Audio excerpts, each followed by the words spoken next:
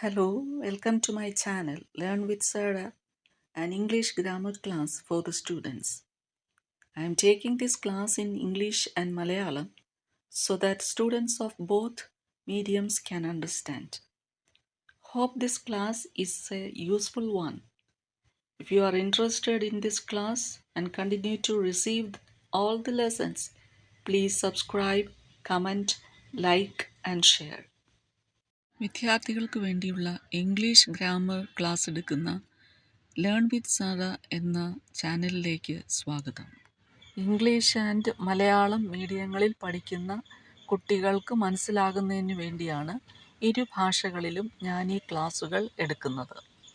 ക്ലാസ്സുകൾ നിങ്ങൾക്ക് പ്രയോജനകരമാകുന്നു എങ്കിൽ എല്ലാ ക്ലാസ്സുകളും തുടർച്ചയായി ലഭിക്കുന്നതിന് നിങ്ങൾ സബ്സ്ക്രൈബ്, കമൻറ്റ്, ലൈക്ക്, ഷെയർ ചെയ്യുക. In the last class, we were discussing the types of pronouns. The first category we discussed was personal pronouns. Have you gone through the lessons? If not, please try to do so. കഴിഞ്ഞ ക്ലാസ്സിൽ വിവിധ തരത്തിലുള്ള പ്രോനൗണുകളെ കുറിച്ചാണ് പഠിക്കാൻ തുടങ്ങിയത്. ആദ്യമായിട്ട് discuss ചെയ്തത് personal പ്രോനൗണിനെ കുറിച്ചാണ്. ആ പാഠഭാഗത്തിലൂടെ നിങ്ങൾ കടന്നുപോയോ? ഇല്ലെങ്കിൽ അതൊന്ന് കേട്ടു നോക്കണേ. Today we are going to learn the other three types of pronouns. The second one is demonstrative pronouns. ഇന്ന് നമ്മൾ അടുത്ത 3 പ്രോനൗൺസിനെ കുറിച്ചാണ് പഠിക്കാൻ പോകുന്നത്. രണ്ടാമത്തെ പ്രോനൗൺ ആണ് demonstrative pronoun. The pronouns used to point to specific people or things. It is called demonstrative pronouns. നിർദ്ദിഷ്ട വ്യക്തികളെയോ വസ്തുക്കളെയോ സൂചിപ്പിക്കുന്നതിന് പ്രോനൗൺസ് ആണ് demonstrative pronouns. There are 4 demonstrative pronouns. They are this, that, these and those. 4 തരത്തിലുള്ള demonstrative pronouns ഉണ്ട്. അവയാണ് this, that, these and those. This and that are used to refer to singular, while these and those are used for plural. This and that singular ആയും these and those plural ആയും ഉപയോഗിക്കുന്നു. At the same time, this and these refer to near ones and that and those are far things. അതേസമയം തന്നെ this and these അടുത്തുള്ളതിനെയും that and those അകലെ ഉള്ളതിനെയും സൂചിപ്പിക്കുന്നു. Example, this is my book. It shows the book is near to the speaker and there is only one book. These are my books. This sentence shows the books are near to the speaker and there is more than one. This is my book എന്ന് പറയുമ്പോൾ book സംസാരിക്കുന്ന വ്യക്തിയുടെ അടുത്താണെന്നും അവിടെ ഒരു book മാത്രമേ ഉള്ളെന്നും മനസ്സിലാക്കാം. These are my books എന്ന് പറയുമ്പോൾ അവിടെ സംസാരിക്കുന്ന വ്യക്തിയുടെ അടുത്താണ് ബുക്ക് ഇരിക്കുന്നതെന്നും അത് ഒന്നിൽ കൂടുതലുണ്ടെന്നും മനസ്സിലാക്കാം. That is my book. It shows the book is far to the speaker and there is only one book. Those are my books. This shows the books are far to the speaker and there is more than one. That is my book എന്ന് പറയുമ്പോൾ book സംസാരിക്കുന്ന വ്യക്തിയിൽ നിന്ന് അകലെയാണെന്നും അവിടെ ഒരു book മാത്രമേ ഉള്ളൂ എന്നും മനസ്സിലാക്കാം. Those are my books. ഇതിൽ ബുക്സ് സംസാരിക്കുന്ന വ്യക്തിയിൽ നിന്ന് അകലെയാണെന്നും അവിടെ ഒന്നിൽ കൂടുതൽ ബുക്കുകൾ ഉണ്ടെന്നും മനസ്സിലാക്കാം. Simply we can say this means near or here. That means far or there. ചുരുക്കി പറഞ്ഞാൽ ദിസ് എന്ന് പറയുമ്പോൾ അടുത്ത് അല്ലെങ്കിൽ ഇവിടെ എന്നും, ദാറ്റ് എന്ന് പറയുമ്പോൾ ദൂരെ അല്ലെങ്കിൽ അവിടെ എന്നും മനസ്സിലാക്കാം. These means near or here. Those mean far or there. അതുപോലെ ദീസ് അടുത്ത് അല്ലെങ്കിൽ ഇവിടെ, ദോസ് ദൂരെ അല്ലെങ്കിൽ അവിടെ. Okay, got it? മനസ്സിലായോ?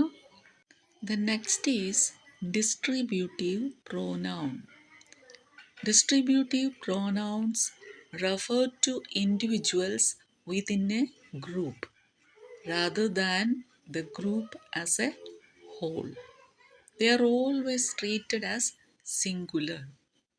ഒരു ഗ്രൂപ്പിൽപ്പെട്ട വ്യക്തികളെയോ വസ്തുക്കളെയോ ഓരോരുത്തരെയായി പരാമർശിക്കുന്നതാണ് distributive pronouns.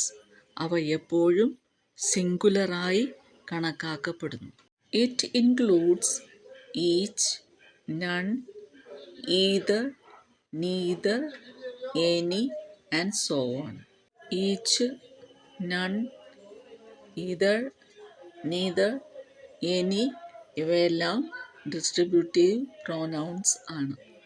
Example: each of the students may go for a walk. ക്ലാസ്സിലുള്ള എല്ലാ കുട്ടികളോടുമായിട്ട് പറയുകയാണ്, ഓരോരുത്തരും എന്ത് ചെയ്യണം? ഒന്ന് നടക്കാൻ പോകണം. They have chairs at either side of the room.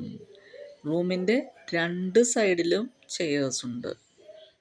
I like neither coffee nor tea. I asked for help, but none was offered. Was, not were. I don't like any of them.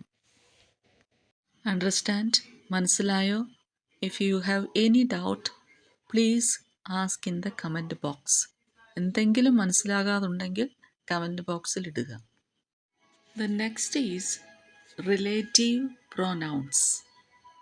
A relative pronoun connects a clause to a pronoun, providing more information about it.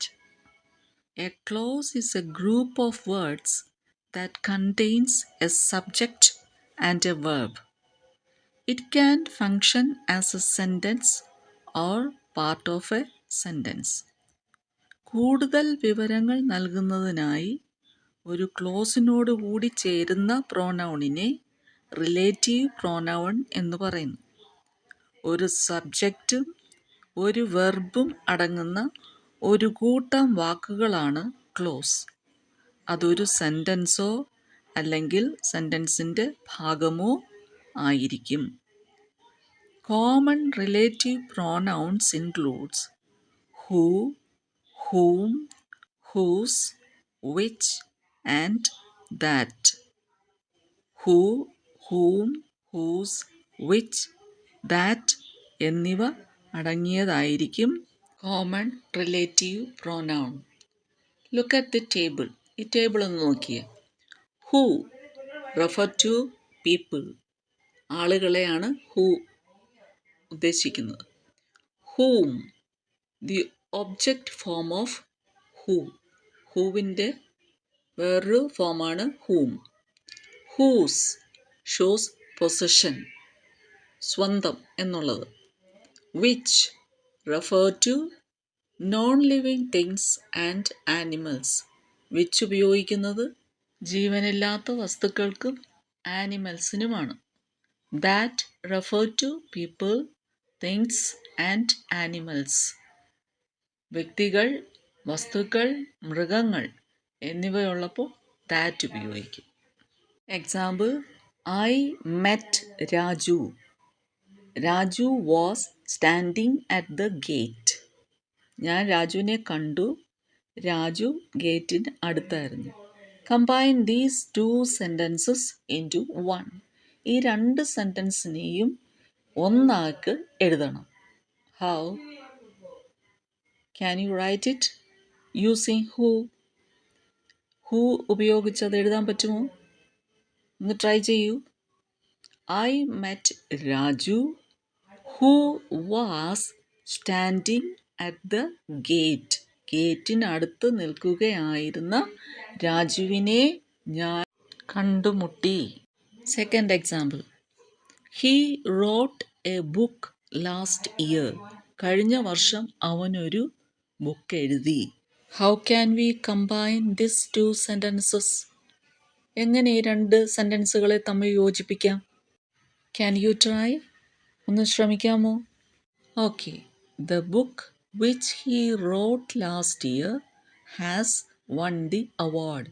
കഴിഞ്ഞ വർഷം അവൻ എഴുതിയ book award നേടി. Third one.